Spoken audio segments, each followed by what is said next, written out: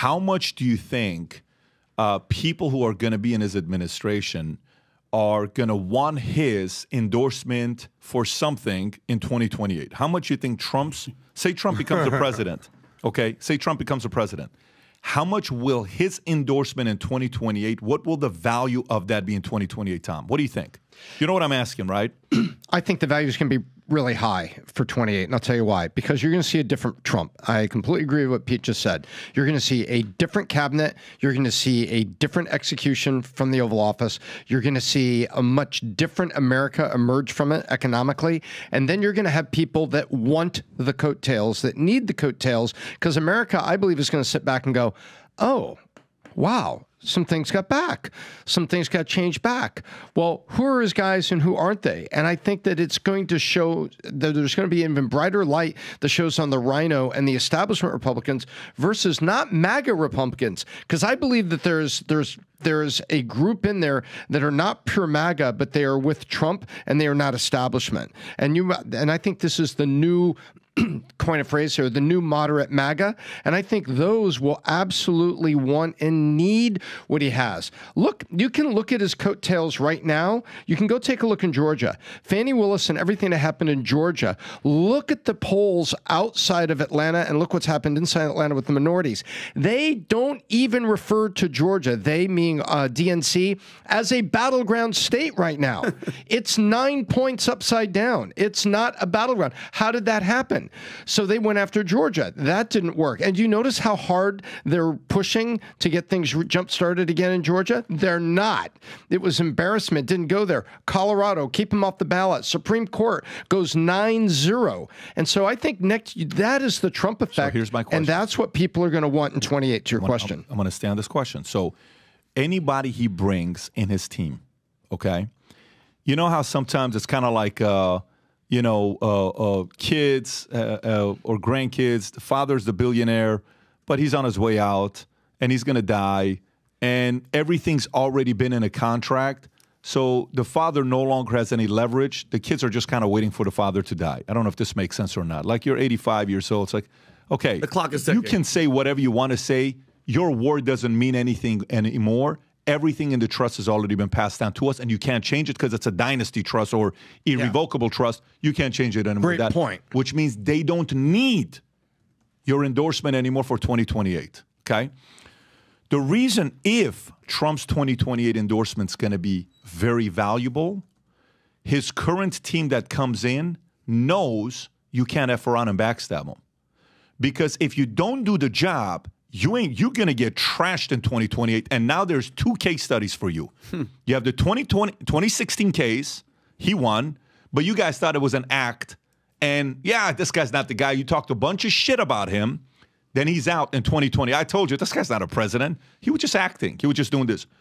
Then you're like, oh, shit. This guy's going to be 2024. I'd like to be part of that administration. Then you're in it. Now you know. I can't backstab him this time because he's on his way out in 2028, and I'm going to need what? His endorsement. Exactly. This concept here of what I just described, if the analyst can sit there and say, I think his endorsement in 2020 is going to be worth more than in 2024, more in 2022 midterms, more in 2020, more in 2016. If it's going to be worth the most it's ever going to be worth, and you're guesstimating this guy's going to live in his 90s because he's healthy. It's not like if he's going to live that long, I think that's going to be the card he's going to be able to use behind closed doors to say, hey, here's all you got to do.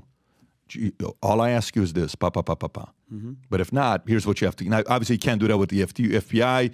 When, okay, I need your loyalty. Can you be loyal? You can't do that kind of stuff, that part. Mm-hmm. But some part of it, he has to know the market. Maybe it's an unspoken truth. I'm going to need this guy in 2028 because he's out. Yep. There's a very, I'm in a room with 5 other people that the other 4 all want to run for president, okay? And everybody has a big following. Let's just say everybody's influential. Guess what the other 4 know about me? What do they know about me? You're loyal. What do they know for a fact about me that's not on the table? No. What do you mean? I'm in a room with 5 other guys. Everybody's sizing each other up. This is the last couple months. Okay? It's me and these other 4 guys. You know who they are. They're all big names. Okay? Whether they think it or not, the other 4 say they have aspirations of one day running for president. What's one thing for a fact they know that when they size me up, what do they know about me? Audience. No. What do they know about me? I'm born in you're Iran. not running for president? That I can't run for president. So what does that mean? Automatically, it's like you have a guy around your girl who's got a reputation, but he's missing a dangling. Yeah. Guess what? You're not worried about. Him hooking up That's with the your girl. best analogy I can give you, Yeah. right? Did you understand that analogy? He's gay. You know, I have to kind of Or give some that, or that. science, right? So Really? this guy can't run for president. Yeah. So it's like He's a eunuch. Trump cannot run again. So he's not a threat for you in 2028. So guess what? Don't play manipulative. I'm on my way out anyways. Yeah. Just make sure you're protecting America. We fight together because in 2028, I'll support you. I think that's a big card for him to use. Well, that's it. I agree with that. He wins. And I think it has an immense amount of influence over who he chooses as his vice president. And I think it works against someone like Vivek. And I love Vivek because I think Vivek has too much of a personality and too much of a following and would immediately be seen or perceived as an heir apparent from day one by the media and inside the administration. And that's not something Trump would want. So he's looking for someone like a Mike Pence, frankly, I know. who will be a steady Eddie, but maybe not the heir apparent, so that he maintains the ability to bestow who the next leader of the MAGA movement is in 2028. Not that he'll single-handedly be able to do that, but I do think the apprentice style, 2027, who will be my pick, will be the biggest we've ever seen, to your point, Pat. And do you think, Peter, from the field right now, who do you think Trump would, if you had to guess now, who would it be his VP pick? And for the future, who do you think would be probably running that he would want to see in 2028? Meaning, like what Pat's saying, who he would back. Who do you think? I have no idea. I mean, You have no clue? I think J.D. Vance has got a strong shot. I think Tim Scott has a strong shot. I like Tulsi Gabbard. I'd love to see him make a play like that.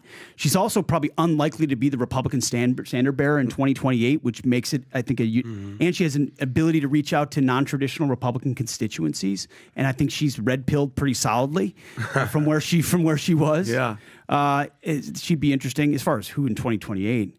Like, because you're talking about Don Vivek. Jr. Yeah, I mean, dude, Don Jr. And that's because the model here is the You're future looks saying bright. you're saying 2028. Talking 2028 for president. It may not necessarily at all be a name we're thinking about right now. Well, that's what I was about to say. So for me, I think the number one draft pick on my list is Vivek. If America can get past him being Hindu, that's going to be the only thing. And a lot of people have said that, so it's not like I'm saying anything people haven't said. But I also think outside of him, the VP is going to be obviously like Mike Pence was on the list, even though you're like Mike's not going to win. Yeah. But Mike was on the list. He is a person that you would have thought as a person running. But I think 4 years is a long time, bro. I think the next 4 years, some major superstars are going to be born. Climate's going to change. People are going to come up. There's going to be a lot of weird things happen next 4 years. And all of a sudden, you're going to be like, who is he? Who is she? For example, a year ago, Tucker gets fired. Do you remember when Tucker got fired and Tucker went to Twitter and he was doing a show on X and then Elon was retweeting all of it, and one of the interviews I think he did got 400 million views on Twitter or whatever it was, like all these things that happened, and his first comeback video was just bonkers that he's going on X? Okay, I said a year ago there's an alliance being built between Tucker, between Musk, and between Trump. I said this I remember. a year ago. And I painted this picture. This was in April of last year when I said this. And there's no way in the world Elon is going to be more DeSantis. Okay, cool. Because he had him on the, what do you call it? The first Spaces, yeah. I think this guy, Tucker, loves America. I think he is so capable of getting under the skin of his opponents. I think he's smart, witty, sarcastic, sharp, funny, but vicious enough that he can get down and dirty with you because you need to have a level of viciousness. You just do. This game is nasty. You're not going to go in and people are going to offend you. You're going to like, honey, did you hear what they said, babe? You can't play that game. I think Tucker will play and enjoy it. I just don't know if he wants to do it. Yeah. If he does want to do it, he's on the list of a top 3 on my list for 2028. And I think he is ridiculously formidable. And I think he may be just as entertaining, if not in a different way, more entertaining, if this guy decides to do it in 2028. What do you think, Tom? You spent some time with him. You and him got along really well. You and him had some really, really good conversations. He enjoyed talking to you.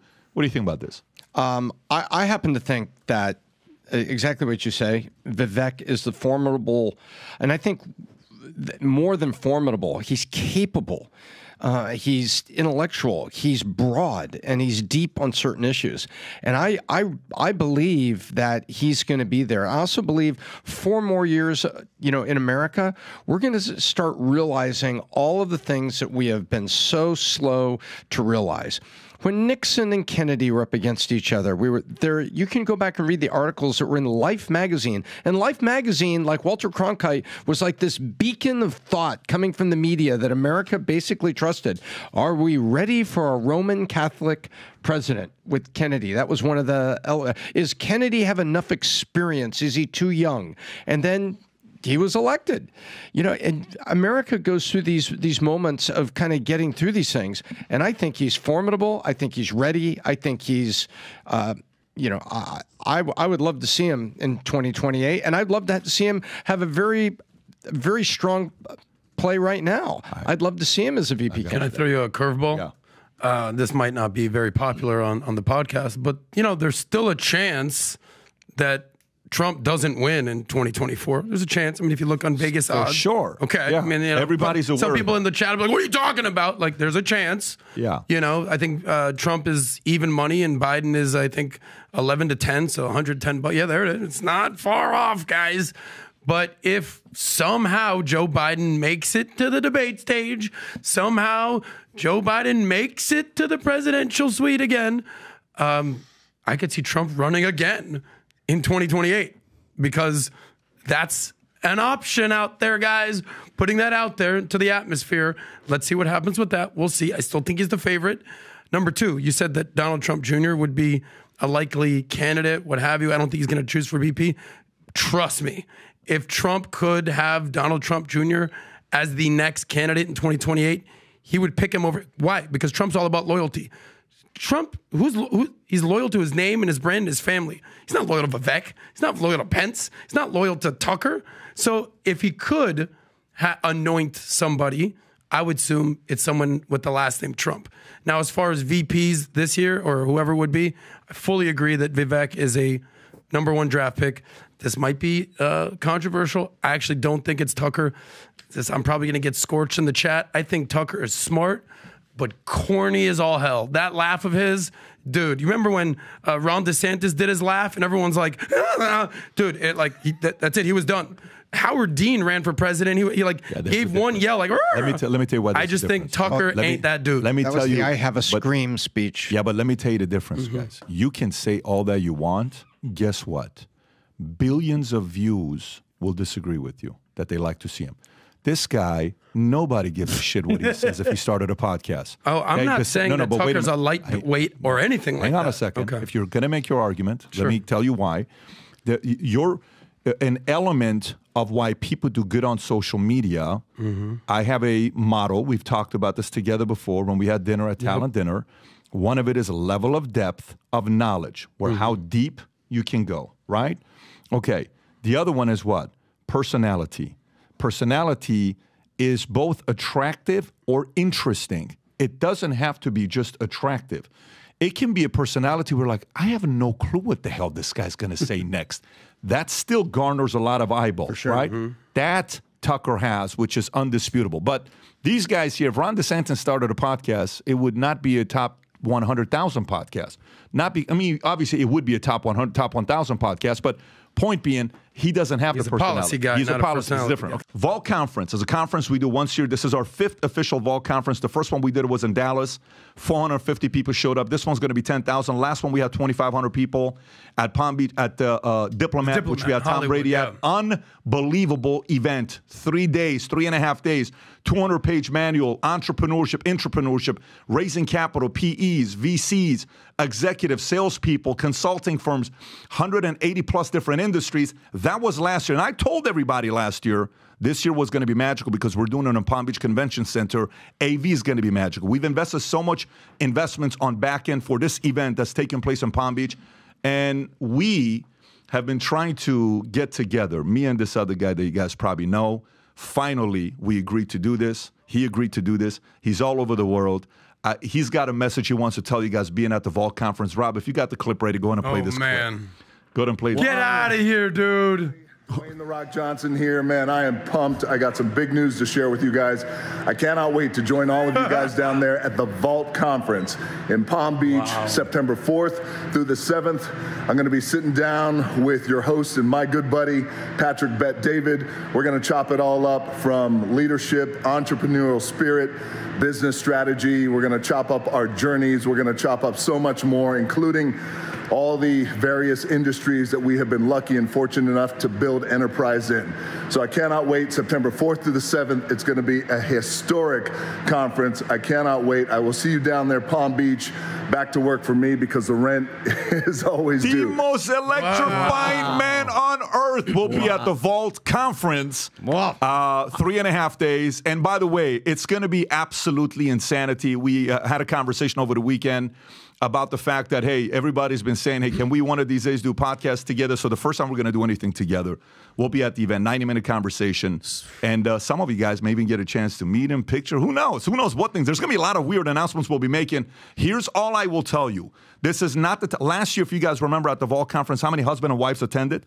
It was hundreds of husband and wives.